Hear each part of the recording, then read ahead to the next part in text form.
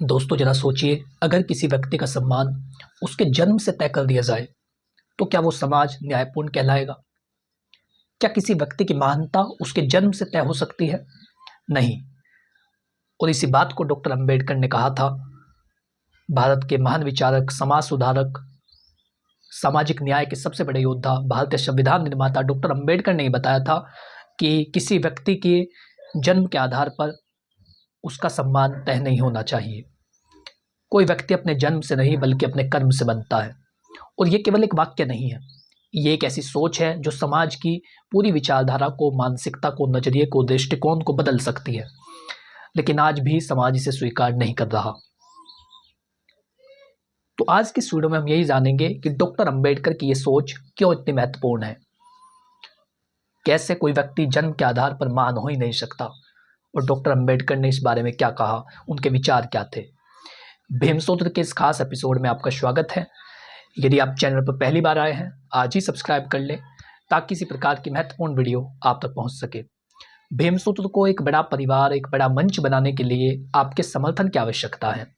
एक सब्सक्राइब करें, अपने दोस्तों तक, परिवार के सदस्यों तक, परिचित व्यक्तियों तक इस वीडियो को शेयर करें ताकि वो भी डॉक्टर अंबेडकर की असली विचारधारा को जान सके, उन विचारों को समझ सके जो आज दब चुके हैं और लोगों तक नहीं पहुंच पाते। चलिए लौटते हैं अपने विषय की ओर और जानते हैं कि ये क्यों गलत है कि किसी व्यक्ति के जन्म के आधार पर उसे महान मान लिया जाए। दोस्तों, जन्म किसी व्यक्ति के हाथ में नहीं होता। कोई बच्चा गरीब घर में पैदा होता है, कोई अमीर घर में पैदा होता है, कोई गांव में पैदा होता है, कोई शहर में पैदा होता है। और पैदा होने पर बच्चे का क्या वश है? पैदा होने में उसकी कोई भूमिका नहीं है। वो कहाँ पर पैदा हो गया, ये भाग्य की बात है, किस्मत की बात है, विधाता का विधान है। लेकिन किसी व्यक्ति के जन्म के आधार पर उसे महान मान लेना और किसी एक व्यक्ति को जन्म के आधार पर नीच मान लेना, ये कहाँ की मानसिकता है? और इसी विचार पर सबसे गहरा तमाचा जिसने मारा उसका नाम है डॉक्टर अंबेडकर। उन्होंने कहा कि ऐसा हो नहीं सकता कि हम किसी व्यक्ति के जन्म के आधार पर उसे महान मान ले और एक व्यक्ति को नीच मान ले, क्योंकि जन्म व्यक्ति के हाथ में नहीं है और इसमें किसी भी चीज़ पर व्यक्ति का नियंत्रण नहीं है। इसलिए डॉक्टर अंबेडकर ने कहा कि किसी इंसान का मूल्यांकन उसके जन्म से नहीं बल्कि उसके कर्म और योग्यता से होना चाहिए। एक व्यक्ति क्या कर्म कर रहा है, कौन कौन से काम कर रहा है और उसकी योग्यता क्या है, इसके आधार पर हम उसका जो व्यक्तित्व है उसको पहचानेंगे। अब एक व्यक्ति है जो अपराध कर रहा है तो हम उसे अपराधी ही कहेंगे। एक व्यक्ति है जो उपासना कर रहा है, आराधना कर रहा है, लोगों की मदद कर रहा है, समाज को जोड़ रहा है, तो उसे क्या बोलेंगे? उसे एक अच्छा इंसान, एक अच्छा और एक बेहतर व्यक्ति कहा जाएगा। लेकिन यदि कोई ऊंची जाति का व्यक्ति हो और वो अपराध कर रहा हो तो क्या आप उसे महान बताएंगे? बिल्कुल नहीं। कि उसका जन्म किसी बड़े कुल में हुआ है तो क्या वो जो अपराध कर रहा है वो अपराध नहीं होगा? बिल्कुल अपराध होगा। तो इसीलिए डॉक्टर अंबेडकर ने कहा था कि जन्म किसी व्यक्ति के नियंत्रण में नहीं है, उस पर किसी भी व्यक्ति का नियंत्रण नहीं है कि कहाँ पर जन्म हो गया है। लेकिन यदि आप ऐसी मानसिकता रखते हैं तो ये सामाजिक मानसिकता नहीं हो सकती। दोस्तों, कर्म ही इंसान की असली पहचान है।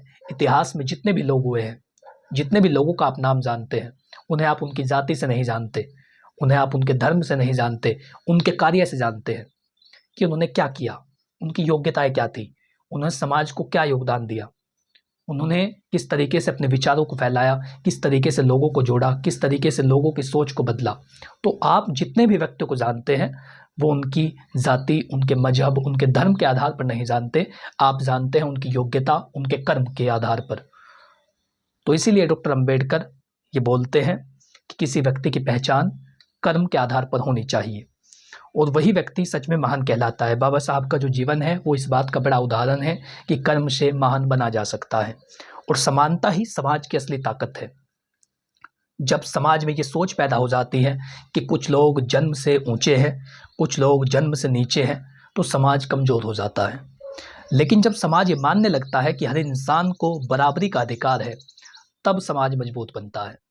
जब आप ये मानते हैं कि दूसरा व्यक्ति भी इंसान है, दूसरा व्यक्ति भी जो है मनुष्य है, वो कोई जानवर नहीं है, जिस तरीके का आप सलूक उसके साथ कर रहे हैं, जब समाज में ये सोच पैदा होती है कि प्रत्येक व्यक्ति समान है, तो तब हम मानते हैं कि वो एक सामाजिक सोच है। इसलिए डॉक्टर अंबेडकर ने हमेशा समानता और न्याय की बात की और इसी में अपना पूरा जीवन लगा दिया।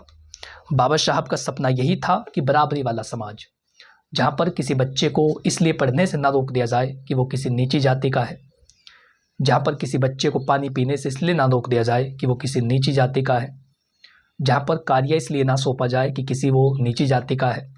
तो हर व्यक्ति को बराबरी का अधिकार हो, वो क्या कार्य करना चाह रहा है, उसकी योग्यता क्या है, उसके अनुसार काम करे।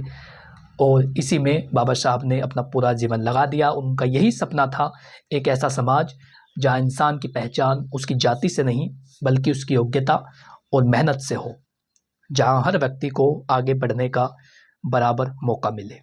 और ये मौका जन्म के आधार पर नहीं, कर्म के आधार पर हो, योग्यता के आधार पर हो, स्किल्स के आधार पर हो, सोच के आधार पर हो, जन्म के आधार पर ना हो। तो दोस्तों, अगर हम सच में डॉक्टर BR अम्बेडकर के विचारों को समझना चाहते हैं तो हमें ये बात याद रखनी होगी, जो महानता है वो जन्म से नहीं होती। महानता मिलती है अपने कर्मों से, जो कर्म आप कर रहे हैं। इसलिए अगर आप अपनी ज़िंदगी बदलना चाहते हैं तो अपने जन्म को नहीं बल्कि अपने कर्म को मजबूत बनाइए, क्योंकि जिस दिन इंसान अपने कर्म से पहचान बनाता है उसी दिन से वो सच में महान बनने की राह पर चल पड़ता है। तो निष्कर्ष यही है, किसी भी व्यक्ति को जन्म के आधार पर नीच समझना या उसे गलत कहना, ये बिल्कुल गंदी सोच है, घटिया सोच है। इस सोच को हमें ख़त्म करना है। व्यक्ति की योग्यता के आधार पर, उसके कौशल के आधार पर, उसके हुनर के आधार पर उसका सम्मान होना चाहिए, ना कि उसकी जाति के आधार पर।